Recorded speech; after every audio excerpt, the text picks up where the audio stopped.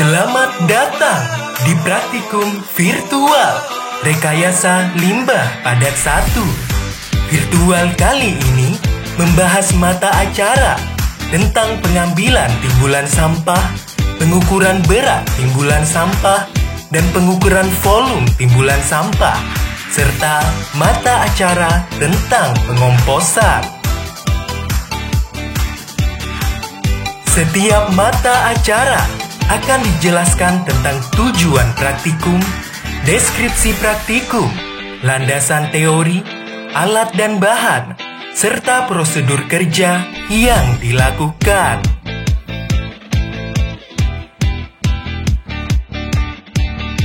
Dan sekarang, yuk kita ikutin lebih lanjut pembahasan setiap mata acara.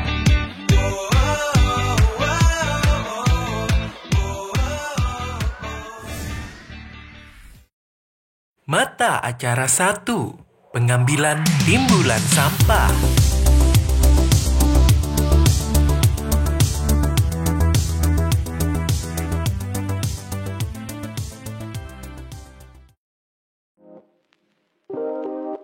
Assalamualaikum warahmatullahi wabarakatuh. Perkenalkan, saya Alifia Rahman.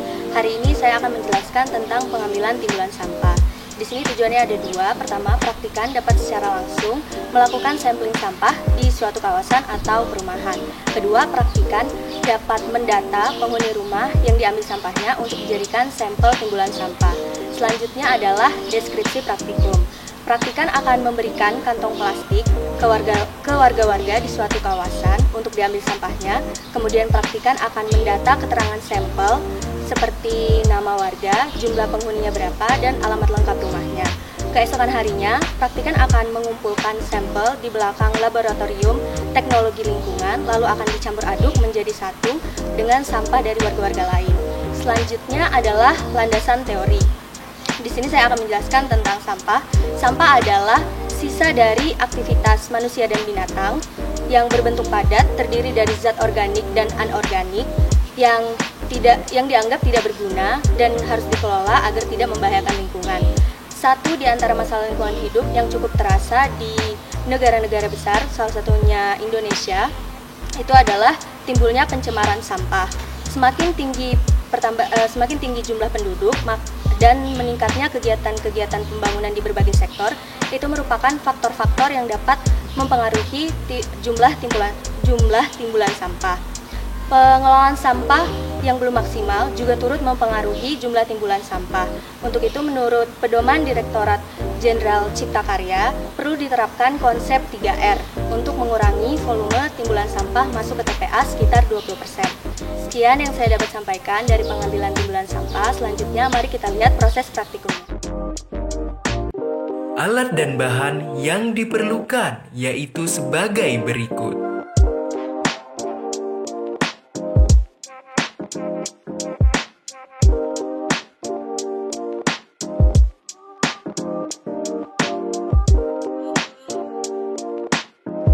Cara kerja dimulai dengan menentukan lokasi pengambilan contoh dari timbulan sampah. Praktikan juga akan melakukan pencatatan jumlah penghuni rumah. Praktikan akan membagikan kantong plastik yang sudah diberi tanda stiker identitas sampel ke masing-masing rumah 1 hari sebelum sampah dikumpulkan. Setelah 24 jam, kantong plastik yang sudah terisi sampah akan dikumpulkan dari setiap rumah. Praktikan akan mengangkut ke tempat pengukuran untuk dicampur dengan sampel sampah lain agar tercampur rata.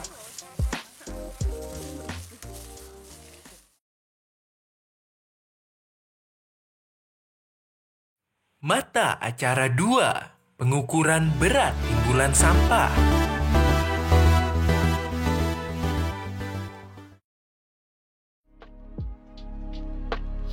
Assalamualaikum warahmatullahi wabarakatuh. Halo semuanya, perkenalkan nama saya Dewi Mutia. Di sini saya akan menjelaskan mengenai modul 2 praktikum rekayasa limbah padat 1. yang berjudul pengukuran berat timbulan sampah. Sebelumnya, apa sih itu timbulan sampah? Timbulan sampah adalah jumlah sampah yang dihasilkan per orang per hari dalam satuan volume maupun berat. Sedangkan komposisi sampah merupakan komponen fisik sampah seperti sisa-sisa makanan, kertas, kayu, kain, tekstil, karet, besi, logam, dan juga lainnya. Selanjutnya, pada praktikum kali ini terdapat 2 tujuan, yaitu yang pertama, agar praktikan dapat mengetahui besaran timbulan sampah yang akan digunakan dalam perencanaan dan pengelolaan sampah. Kedua, yaitu agar praktikan dapat mengetahui fungsi dari pemilahan sampah itu sendiri dan juga komponen sampah pada permukiman penduduk. Selanjutnya yaitu deskripsi praktikum. Metode pengukuran timbulan sampah yaitu sampah yang telah terkumpul lalu ditimbang beratnya, kemudian dipisahkan berdasarkan komponen komposisi sampah dan selanjutnya ditimbang beratnya setelah dilakukan pemilahan. Timbulan sampah dapat diperlukan untuk menentukan dan mendesain peralatan yang akan digunakan dalam transportasi sampah. Selanjutnya, mari kita lihat proses praktikumnya. Alat dan bahan yang diperlukan yaitu sebagai berikut.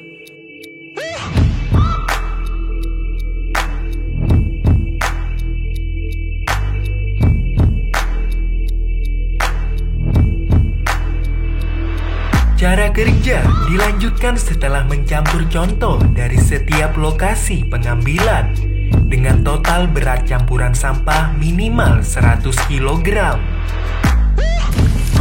Praktikan akan memilah contoh berdasarkan jenis komponen sampah yang kemudian ditimbang dan dicatat berat tiap komponen sampah. Praktikan juga menghitung persentase komposisi dari komponen sampah.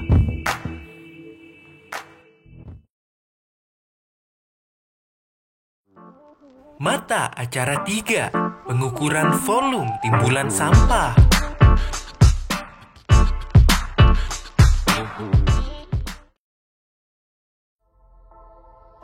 Halo semuanya, perkenalkan nama saya Syerinda Oktavianisa Yuniar. Saya di sini akan menjelaskan modul ketiga yaitu pengukuran volume timbulan sampah. Jadi di sini saya akan menjelaskan 3 poin. Yang pertama yaitu adalah tujuan praktikum, yang kedua adalah deskripsi praktikum, dan yang ketiga adalah landasan teori. Tujuan praktikum yang pertama yaitu praktikan dapat menganalisis perbandingan antara volume timbulan sampah. Yang pertama adalah sampah organik, anorganik, B3, dan yang terakhir adalah klinis. Yang kedua adalah praktikan dapat menganalisis total timbulan sampah yang dapat digunakan dalam perencanaan dan pengelolaan sampah. Adapun proses pengukuran volume timbulan sampah dapat dilakukan setelah pemilahan sampah sesuai dengan jenisnya. Sampah yang telah dipilah kemudian diukur dengan menggunakan kotak seperti yang di belakang saya. Itu dengan ukuran masing-masing yaitu 20 x 20 x 20 cm. Yang kedua itu adalah ukuran 50 x 20 cm. Yang ketiga adalah ukuran 100 x 50 x 100 cm. Setelah sampah dimasukkan ke dalam alat pengukur ini, kemudian sampah akan dimampatkan dengan dihentakkan ke tanah sebanyak 3 kali agar setiap ruang yang ada di dalam kotak itu terisi dengan baik. Lalu saya akan menjelaskan yang ketiga yaitu landasan teori. Timbulan sampah adalah banyaknya sampah yang dihasilkan manusia per hari di dalam satuan volume maupun berat. Sedangkan komposisi sampah merupakan komponen fisik sampah seperti sisa-sisa makanan, kertas, kaleng, plastik, dan kaca, dan lain-lain. Apabila pengelolaan sampah ingin dilakukan dengan baik, maka perlu dilakukan perencanaan yang matang, yang maksimal, yang ditinjau data-data yang akurat dan metode yang tepat. Yuk sama-sama kita lihat proses praktikumnya. Alat dan bahan yang diperlukan yaitu sebagai berikut.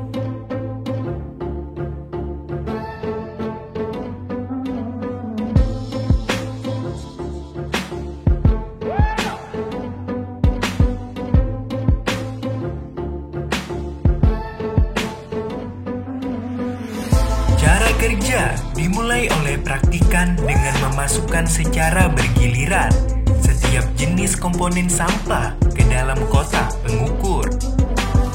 Kotak pengukur akan dihentakkan sebanyak 3 kali dengan cara mengangkat kotak setinggi 20 cm, lalu akan dijatuhkan ke tanah.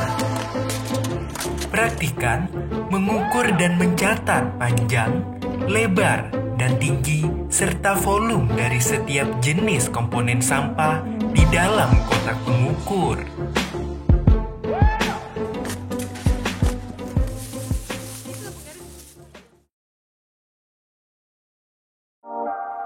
Mata acara 4, pengomposan.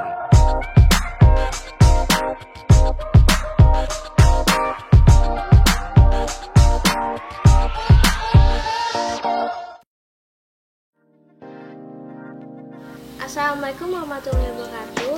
Saya Eldi Paulia Putri. Di sini saya akan menjelaskan modul keempat, yaitu pengomposan. Tujuan dari pengomposan ini ada 2. Praktikan dapat mengetahui faktor-faktor yang mempengaruhi pengomposan di setiap metode pengomposan. Yang kedua, praktikan dapat mengetahui kadar C/N tertinggi di setiap metode pengomposan. Nah, selanjutnya deskripsi praktikum, yaitu praktikum pengomposan menggunakan metode komposter. Metode komposter menggunakan drum plastik sebagai reaktor dengan mencampurkan daun kering dan starter kotoran sapi. Untuk mengetahui kadar suhu, kelembapan, dan pH dilakukan pengukuran di titik yang sama di setiap harinya. Selanjutnya yaitu landasan teori. Kompos adalah bentuk akhir dari bahan organik setelah mengalami pembusukan. Dekomposisi melalui proses biologis secara aerob dan anaerob. Ayo guys, kita lihat prosedur praktikumnya. Alat dan bahan yang diperlukan yaitu sebagai berikut.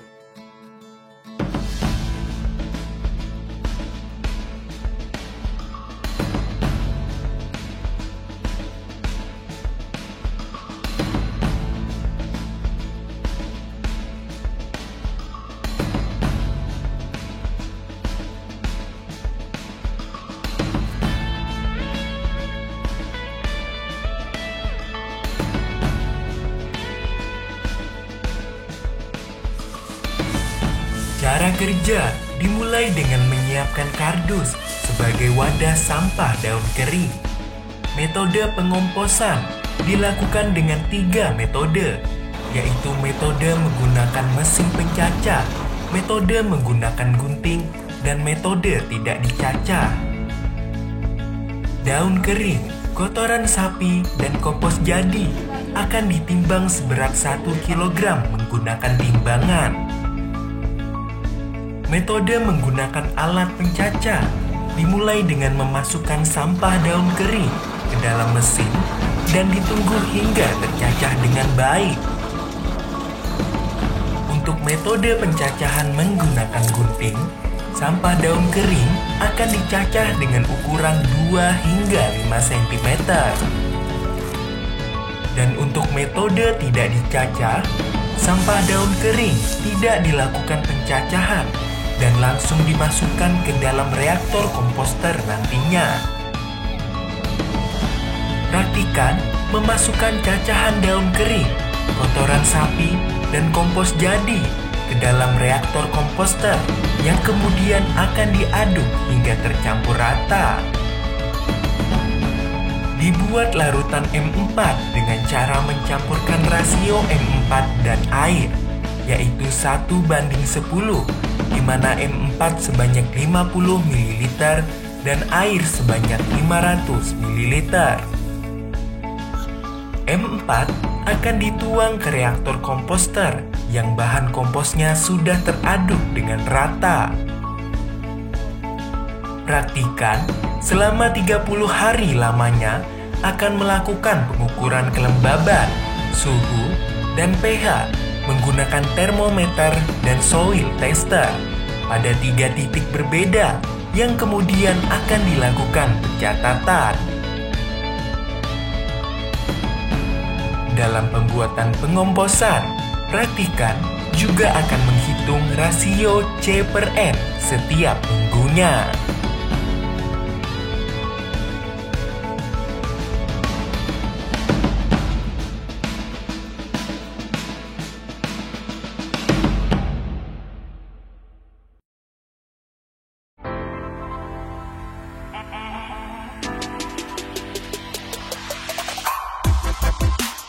Berakhir sudah penjelasan dari setiap mata acara.